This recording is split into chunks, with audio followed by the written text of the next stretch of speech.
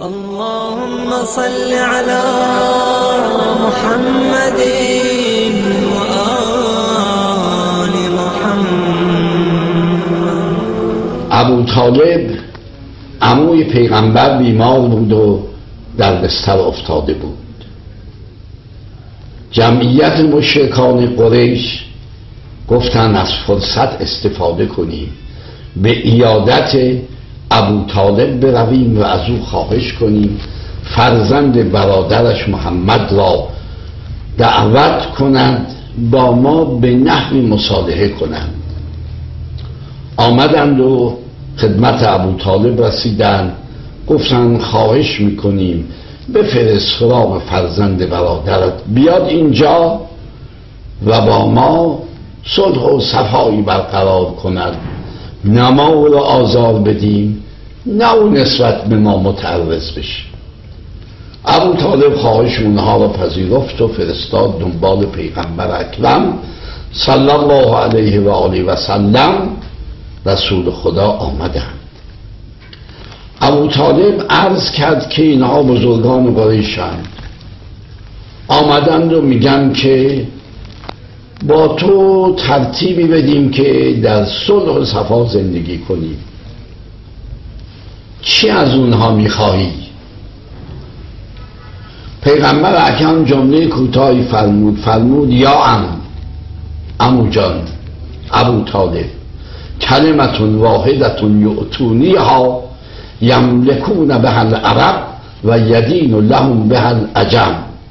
اینا یه جمله با من موافقت بکنند، من قول میدم در سایه این یک جمله تمام قبایل عرب اطراف اونها رو بگیرند و در معیت اونها باشند و تمام عجم هم دین و آیین اونها رو بپذیرند.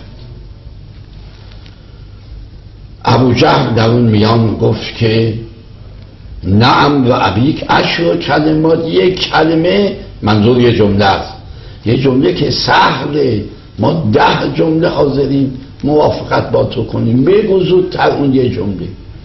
فرمود تقولون لا اله الا الله و تخلعون الانداد من دونه، بگید خداوند یگانه است و غیر خدا را کنار بگذارید. جمعیت نگاه به هم کردن، تمام دعوای ما در همین، ما میخوام بت‌ها رو نگه بدارید، میگه تمام بت‌ها رو دور بریزید و بیایید در سایه کلمه توحید لا اله الا الله. نگاه به هم کردند و بلند شدند و رفتند.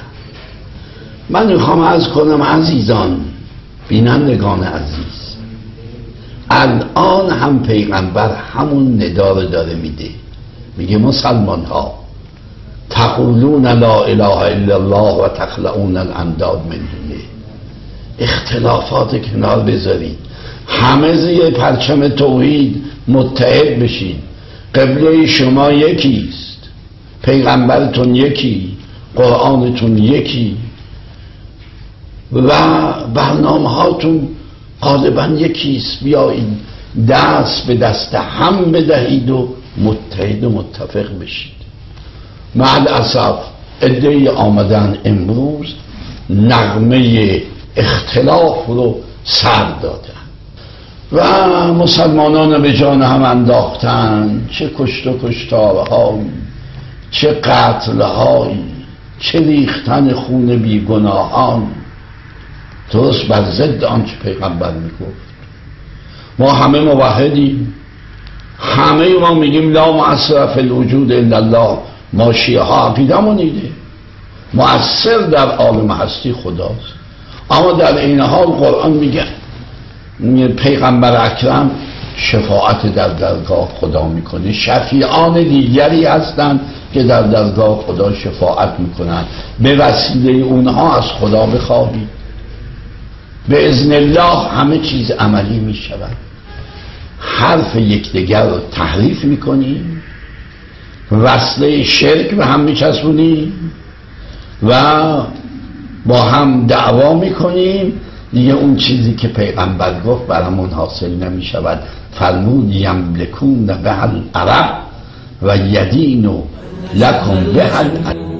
اللجل اللجل يا مولا اللجل اللجل اللجل اللجل اللجل اللجل اللجل يا صاحب السماء